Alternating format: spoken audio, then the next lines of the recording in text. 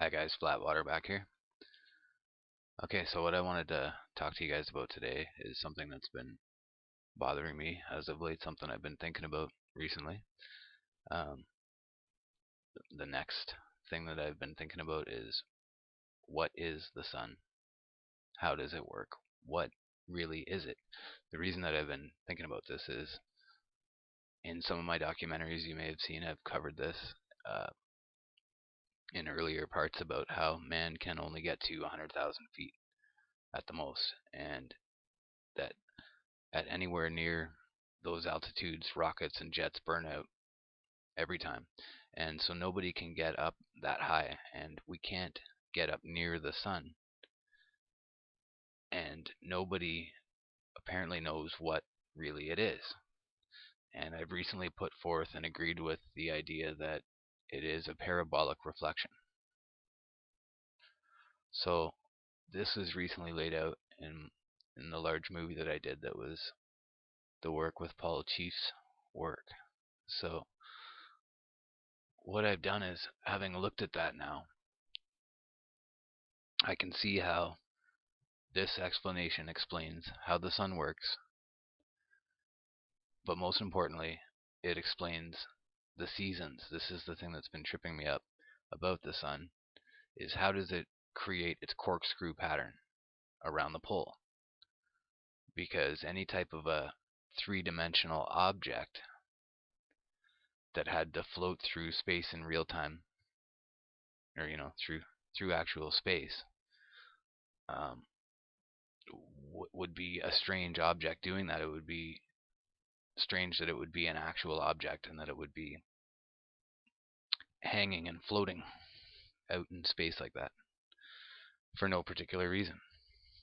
So a lot of things about the sun have puzzled me, and I guess other people, for millions of years, or correction, for thousands of years. So I agree now with this idea that it is a reflection within the parabolic dome of the dome, and I'm going to show you how it is and how it explains the seasons and the corkscrew pattern of the sun. Okay, so what you're looking at now is the pole beam, the beam that comes from the energy, the source that comes from the North Pole.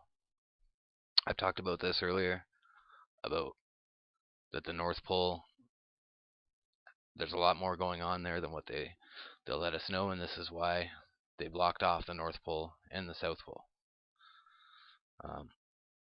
So at the North Pole is a pyramid, or some sort of an object there, and it's the lodestone. It's the magnetic lodestone that is Mount Meru at the center of our Earth, and it is putting out a light source, or a power source, that's invisible through, and this is what all the symbology of the pyramid is in the pole, in the center pole, and it's putting out all this energy straight up, and it may not be visible light to us when it's coming out of that beam. So as it goes up and hits on a reflector, like a disco ball is a great example of it, as it hits on that reflector and is shot parabolically at the edge of the dome, and it sticks to the dome, because it's such a bright, powerful source. To us, it appears to be a hot, real object, when really it's just the focused beam of light on the dome itself. So what you're looking at when you're looking at the sun is not a three-dimensional floating object. It is just light bouncing off the dome and being perfectly collected on the dome. Now let's see the effect of a simple reflecting surface used to control light. The rays leave their source, strike the reflector, and bounce back on themselves in the same path. Then if we place a lens like this in the path of the light, the rays are bent inward. Now let's try another type of lens, similar to the lens used in automobile headlights.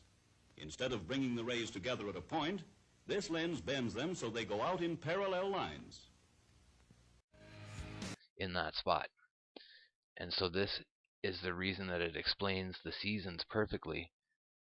It would have to be an up-down pattern on the dome to create the corkscrew effect that we see between the Tropic of Capricorn and the Tropic of Cancer, between winter and summer.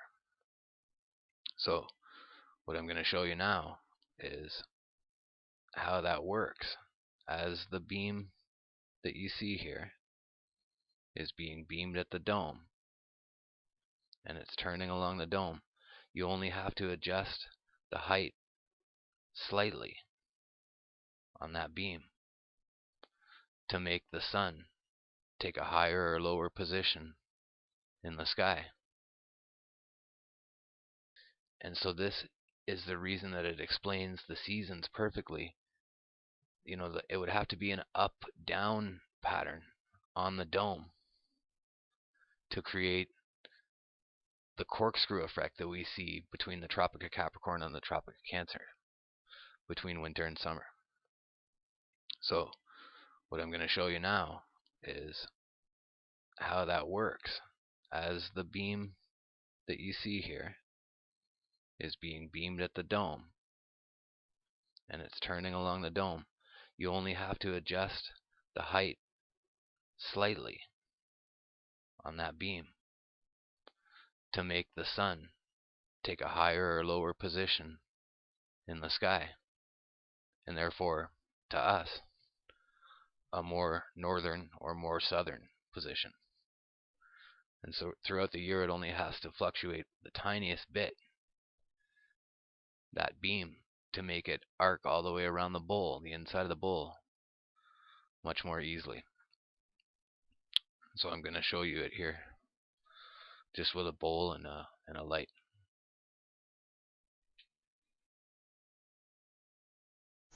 Okay guys, here we are. How you doing? This is flat water. You can see my home a little bit anyways. Alright, so this is our analog for the dome and our flat earth within it. So what I'm gonna do now, hello puppy, how you doing? What I'm gonna do now is show you guys the path of the sun along the bowl. I'm going to show you it from the outside just because it's easier, and then I'll show you from the inside what the North Pole is doing and how the light is interacting and reflecting off the inside of the dome. So what the problem is here is that if the sun, if we consider that the top of the bowl here, this path would be the summer path, the tighter path of the sun happening in the summer, and then we've got the winter path as it widens its arc and takes a wider course around the flat earth, and that is how we experience summer and winter. So the problem here is, if you have something, you know, how is the sun connected to the North Pole? How is it hanging here? Where is it? Is it on the outside of the firmament? Is it on the inside of the firmament? Is it part of the firmament? What is it? How does it function? So what we see here is the only way to get it to spin in a small arc and then somehow widen its arc is if it were on some sort of a mechanical gear that would affect the radius that it took. So what I'm proposing, what I believe now, is that the light is actually coming, the source of the light's power is coming directly from the North Pole, beaming straight up into some sort of a focal reflector here. And at that point, it's being shot into the inside of the dome. So you can picture that as it's coming up the center of the dome and being reflected, it only needs that slight reflection to take the summer course, and to adjust for the winter, that beam only needs to adjust the tiniest bit. It only needs to tilt down the tiniest bit from within inside the dome to affect the light and push it much further out towards the winter time path that we see. I'll just show you again quickly with the bowl from the inside, if I can get a grip on this here.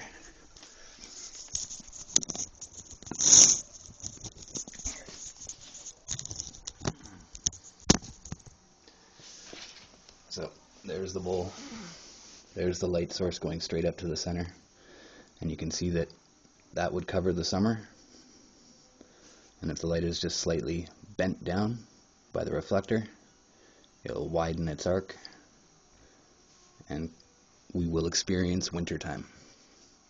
So it requires no, difficult mechanical apparatuses with gearing to change it. There would still be some gearing, but it would make such a smaller change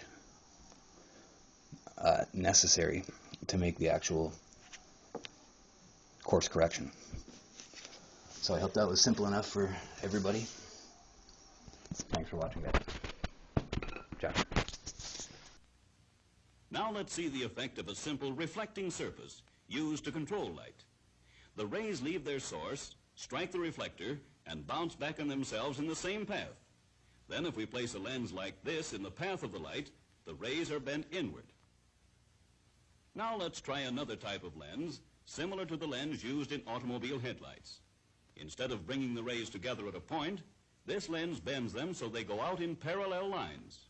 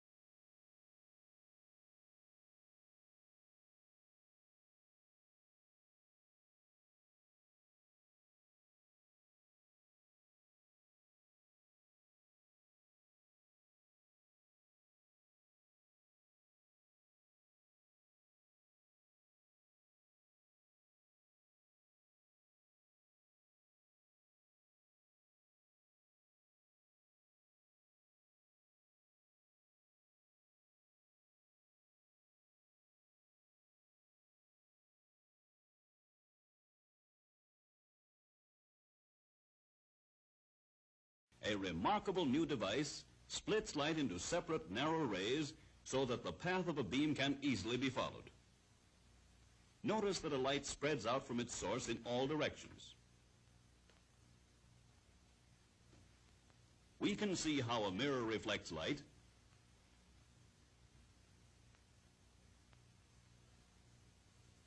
how a prism bends the rays in different directions,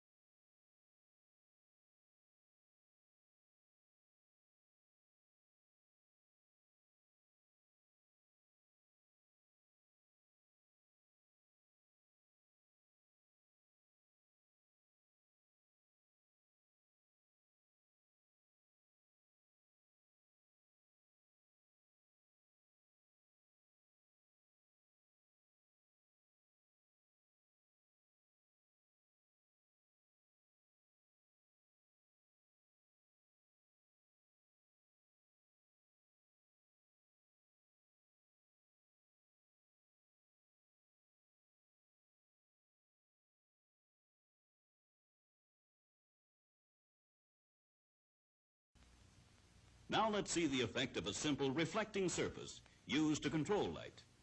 The rays leave their source, strike the reflector, and bounce back on themselves in the same path.